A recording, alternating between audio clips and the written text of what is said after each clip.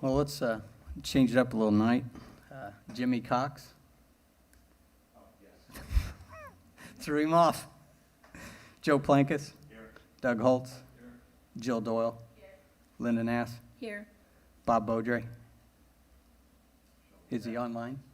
Is he online? Bob, are you online by chance, Bob Odley? Okay. We have a quorum. Okay, we have a quorum. Thank you, John. First item on the agenda is the approval of the Redevelopment Commission minutes from our June 21st, 2021 meeting. Are there any changes or corrections to the minutes from that meeting?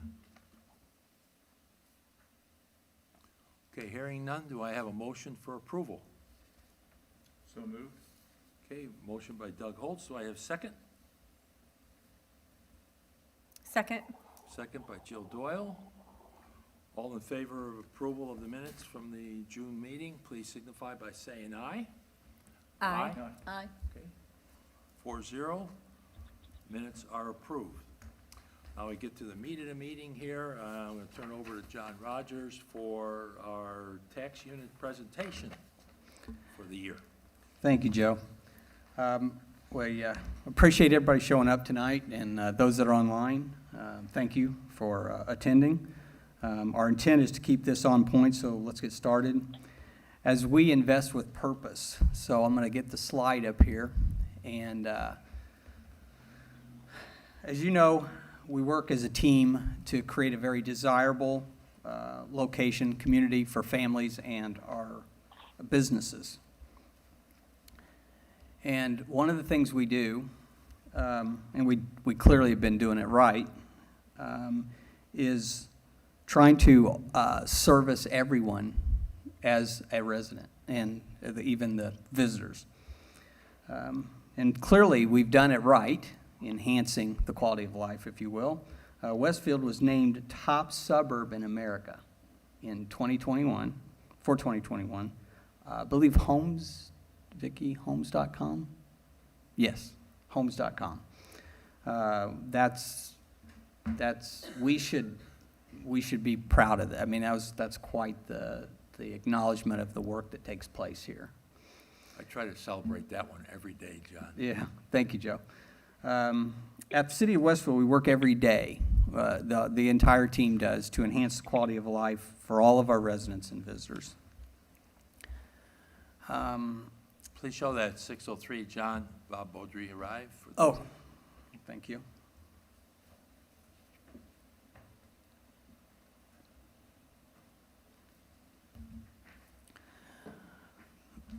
The focus of this focus was never more evident than last year. Every department worked together seamlessly to serve in the midst of the pandemic. And in spite of the pandemic, we experienced solid growth to the benefit of the city and the schools. Again, families and businesses want to be here. We further that mission as we invest in police and fire, inspecting buildings, building roads, plowing roads, trash service, all the things you expect us to do as in the normal course of business.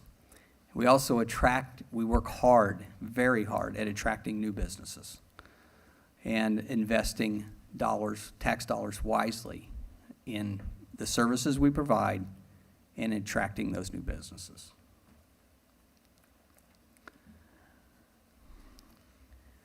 Our investment philosophy is intentional, practical, and future-focused. Communities use many tools to grow, such as voter-approved referenda, tax abatements, and tax increment financing, or TIF.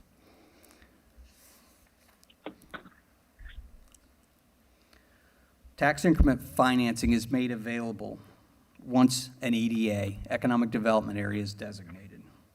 As the businesses come into that area, the tax increment is invested back into the project. Other improvements such as trails, roads, facades, those dollars help to grow our community. Another example of economic activation is Grand Park. And as many of you can see on the slide, there was quite an impact. If William, are you online? I am. Okay, I'm going to let William describe the overall impact of the sports campus. Go ahead, William. Yeah, and specifically as it relates to the last 18 months through the COVID situation we've been dealing with, these are comments not just from our internal stakeholders or individuals, but from the Hamilton County Tourism and also the Hotel and Lodging Association made comments about how Grand Park saved the hospitality industry, not only for Westfield and Indianapolis, but the Central Indiana region.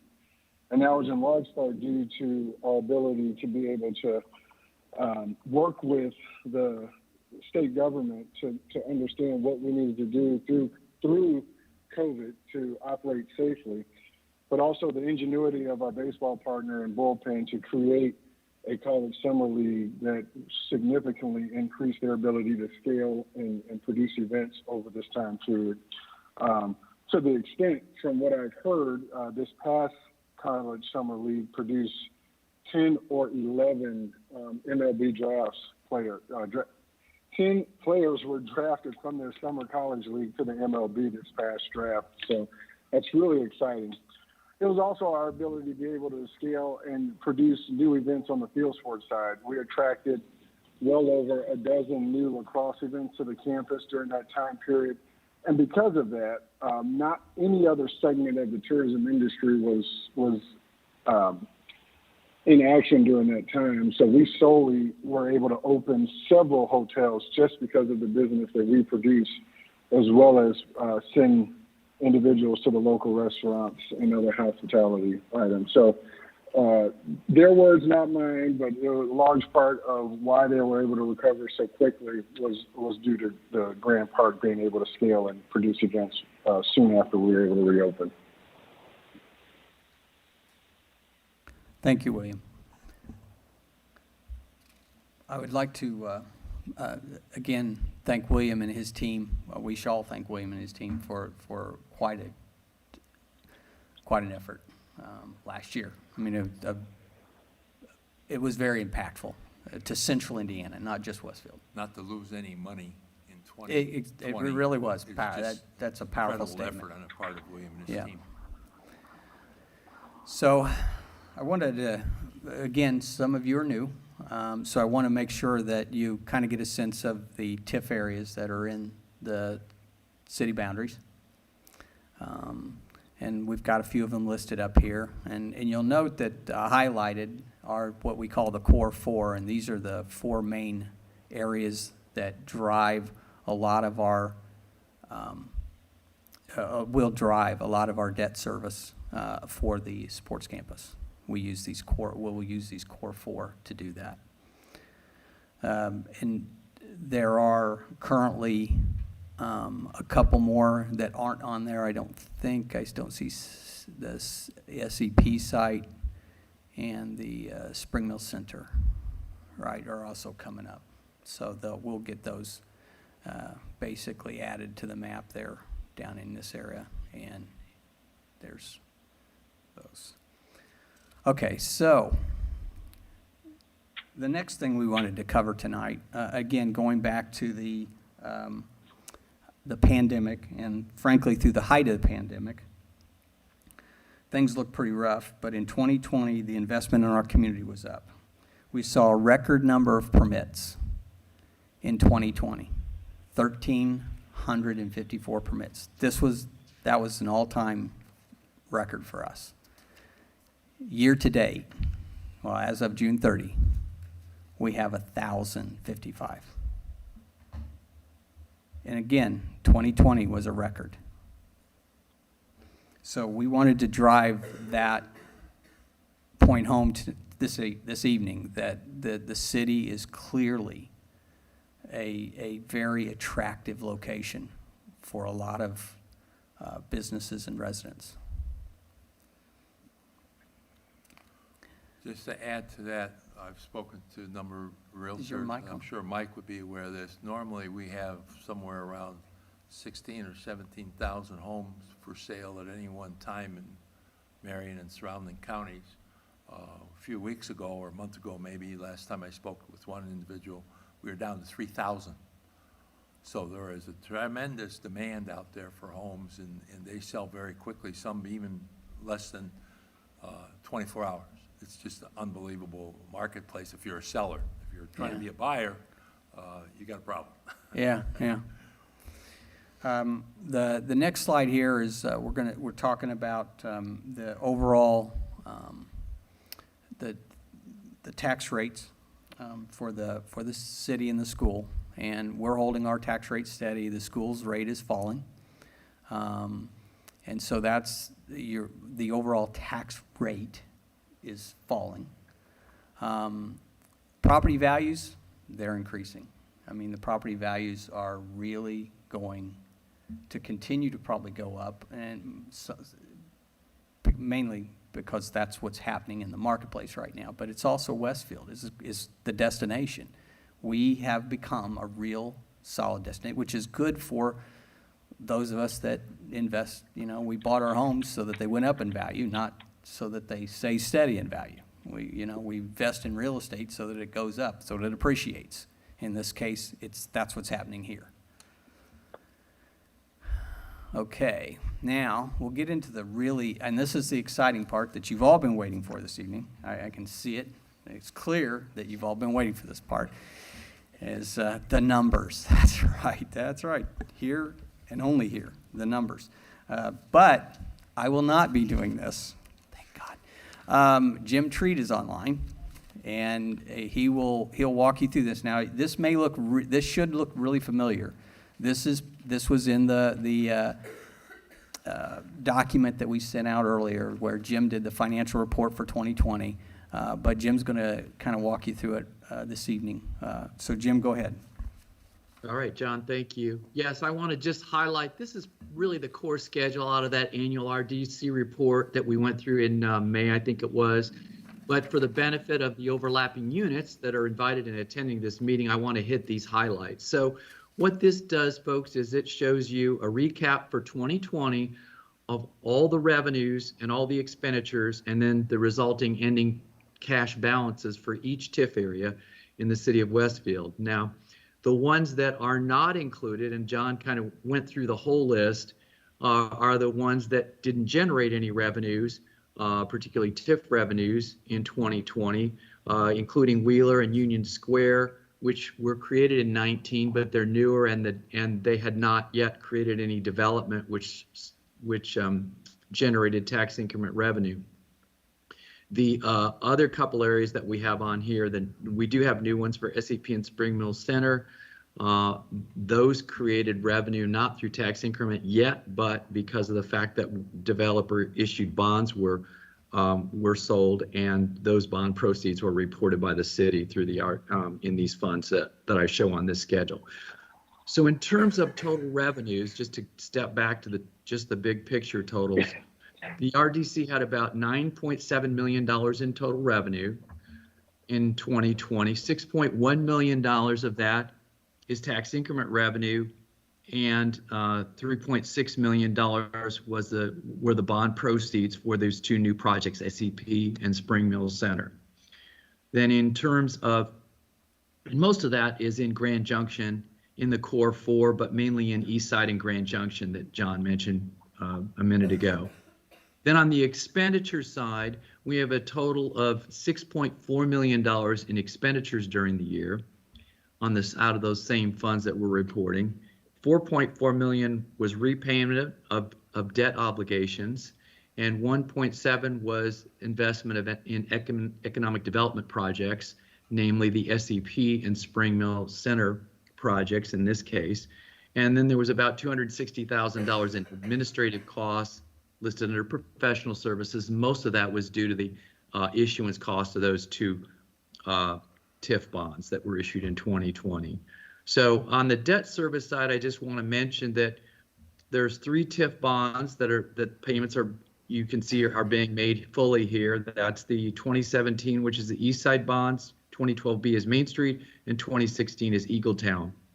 Then there are also in 2022 of the Grand Park obligations, the 2018 lease rental bonds and the event center note were also picked up by the East Side and Grand Junction areas respectively.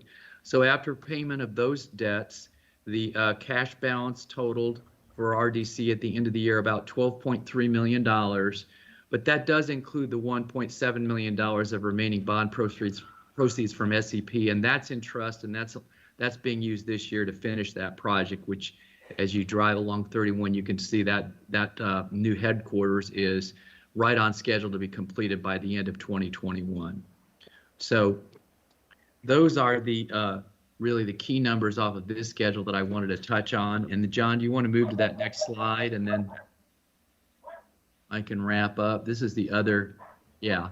So one of the things that is required by the RDC every time a TIF area, a new TIF area is created or an existing TIF area is amended in any way is we have to prepare what's called a tax impact statement. And the folks that are listening to us that are with the school and the other overlapping units are very familiar with this. They receive them from the city every time those changes are made. And this is just one extract out of that tax impact statement from a recent one that we did. And it is showing basically the current levies and tax rates for the overlapping units that are located in the city of Westfield. And that, oops, I'm getting some applause there from somebody's puppy, it sounds like. So what I'm really showing on this schedule is that in the event that $10 million of assessed value was added from a new investment of a business, but we didn't capture the tax increment, we didn't create the increment, what benefit would that have to the areas to show kind of the, quote, the hypothetical cost of having the TIF areas in place? So what this shows, the top half is the existing tax rate and levy. The bottom half shows if we added $10 million of AV or passed through $10 million of AV to all the overlapping units. Primarily what you would see happen for most of the levy control funds is just a very slight decrease in the tax rate to resize the tax rate to generate the same levy. So it's about a half cent for all the units in Hamilton County, about a half cent decrease in the tax rate, same amount of levy.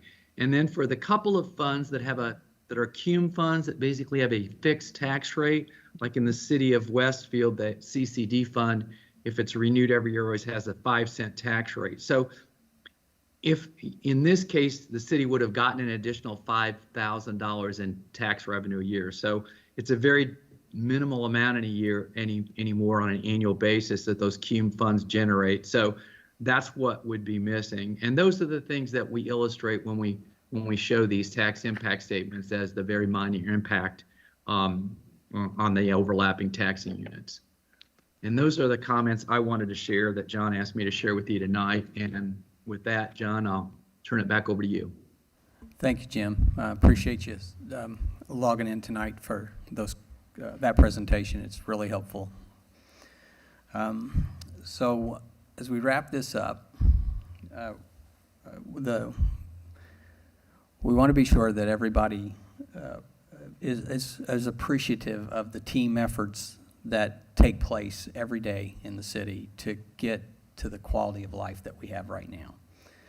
And we're very confident, I'm very confident in the strategy we have in place, investing with a purpose, the positions of the city and the school, the fact that Brian and we meet monthly to talk about stuff. Just whatever is at the top of the list, we're covering it.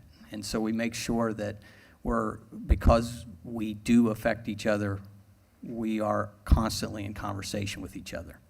And that's been purposeful for a long time. That's more years than I care to count right now, probably. But that intentional action is really one of the cores to keeping the value that we currently have. I mean, it's core. It's constantly, you know, if they need a truck, we're trying to figure it out. You know, if we're going to work on some other financial endeavor, we're trying to figure it out. So I think I just want to drive that the team is not just the team at the city is important, and the folks that do the work every day are obviously important. But the fact that we work really closely with the school and the library and the township when those moments occur, I just want you all to be aware of that, again, in your role on the commission. At this time, are there any questions that you might have for Jim, William, myself?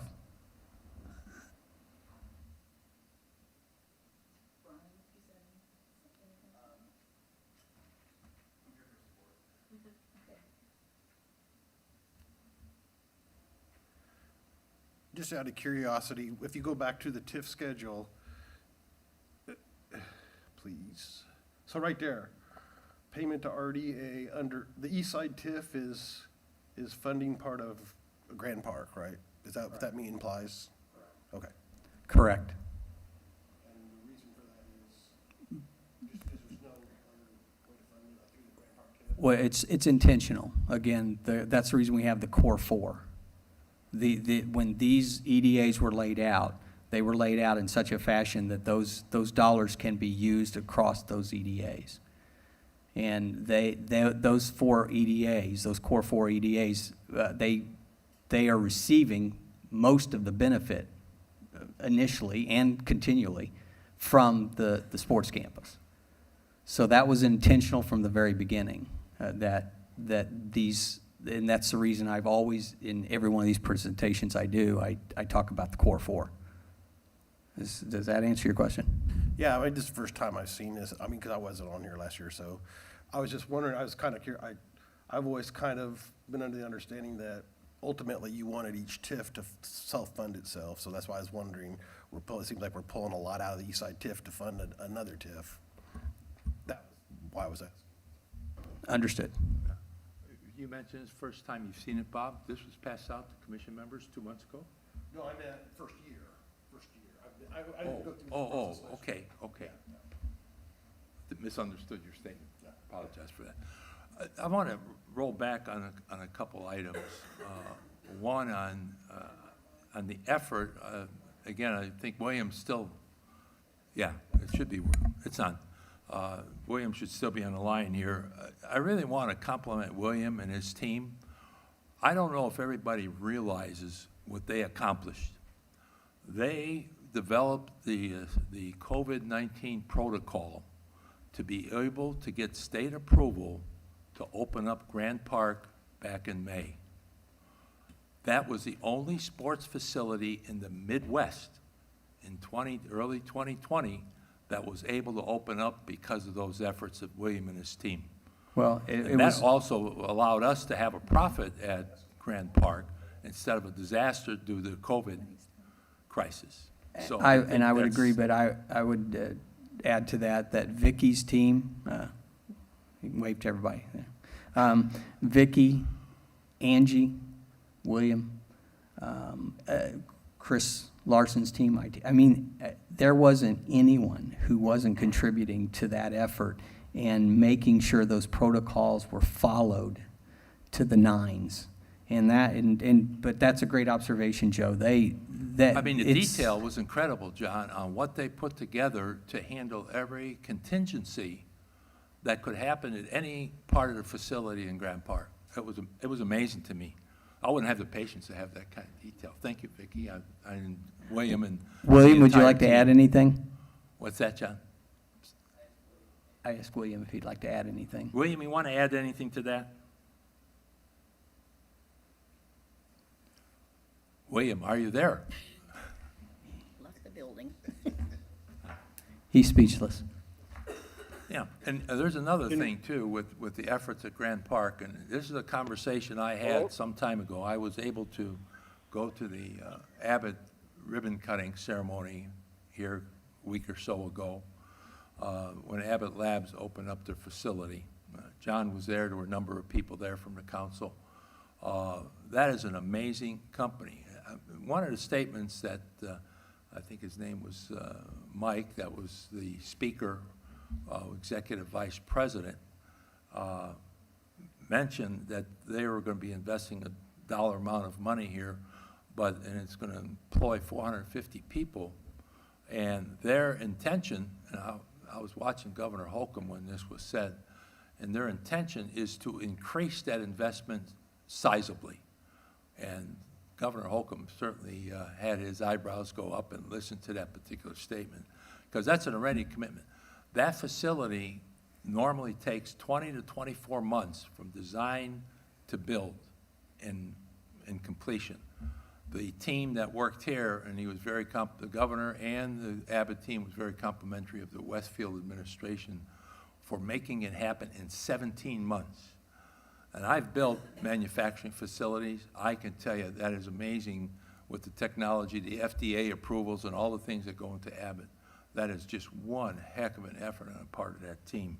And everybody that was involved should be complimented on that. And I would admit somebody if I started throwing out names, so I'm not going to do that. But that was a heck of an effort. And in speaking with some of the Abbott people after a APC meeting more than a year and a half ago, they had a meeting, and during the meeting, when they were deciding on a site, one of the guys mentioned as part of his presentation that Westfield was a site that was being considered. A couple guys raised their hands and said, yeah, we've been to Westfield. That's a great facility at Grant Park. That'd be great if we could put it there. And that's from the Abbott people that are telling me that without any prompting on my part. So again, that's a draw. We've made it a draw. It's profitable. William's going to have $4.5 million in the bank at the end of the year projected, and that's a heck of an effort by the entire team. So again, Vicki, pass it along to the group, if you will, at your next staff meeting. Appreciate that effort. John? I have a question. Go ahead. Okay, looking back at the ordinance, in 2018, we had to start doing, it was passed that we started doing these in 2019, right? This kind of annual That's report correct. to taxing units, okay? And last year, I know you had technical difficulties, but I appreciated that we had the impact on taxing units this year, because I think it was missing from last year's report. It was there. It was there? Yeah. Yeah, we do. It should be in every one of the presentations we've done. I got it off the website, and that page isn't there, so Okay. Maybe We'll it's- look for it. look for it, okay. And there's 3 reasons that this is supposed to, what's supposed to be involved here. It says, and must include the following. The commission's budget with respect to allocated property tax proceeds. I assume you're fulfilling that with the sheet that Jim went over with us? Yes. Okay. That's correct. And then number 2 is the long-term plans for the allocation area? Oh, What are we- okay. What's fulfilling that? Must be included. Right now, we're not talking about, I mean, I can talk about long-term plans, but right now, when I told you that we're using these dollars for I guess I'm repeating myself, these dollars are being used for the paying of all of the debt for the Grand Park, for the sports campus. So right now, some of that debt still isn't being paid by these funds. That's the long-term intent, is these funds will all be used. These funds will cover all of the sports campus debt. That's one of the long-term uses. And then we also talked about in the presentation, the roads and trails that as they come about will be built from these proceeds. Okay, so nothing really specific, but those No. general things. The general things And are paying debt meeting, through are meeting 2030s that, or 40s. Okay. yeah, are meeting that. Okay, and then when it says, well, I guess I just covered this, the impact, you did have that page in there, we missed that last year, so if you can find that for me, I'd really appreciate it. Okay. And then will this be available online, Yes. this presentation? Thank you. Okay, any other questions? Is there any kind of schedule on debt retirement for any of these TIFs? Sure, yeah. I mean, the TIFs have a lifespan, is that what you're asking me? Yes, they do. I can provide that. Okay, Yeah. thanks. Every bond, when it's issued, Bob, has a payment schedule Right. per year, whether it's once a year, twice a year, whatever. And John will get that for you. Okay, any other questions from commission members? Are we good? Okay, any additional business? Anything, Brian, anything you want to add, or any of the other organizations that are here tonight? Either in person or online? Okay, any additional business, John, we have to come before the commission tonight? I do not have any additional business. Okay, do I have a motion to adjourn? Motion by Doug, do I have a second? Joe Plankus, I second that motion. All in favor of adjournment, please signify by saying aye. Aye. Motion passes. Meeting is adjourned. Thank you very much. Good job, John. Thank you. What's that? 31 minutes. We used to be able to do them in 7, Bob. I don't know if we'll, let me ask John, I don't think we're ready for the budget yet, Linda. I know we will have some memorandum of understanding with, I'm trying to get a hold of Todd to clarify what he needs to have on the agenda from his standpoint. There's that MOU from, about the Westfield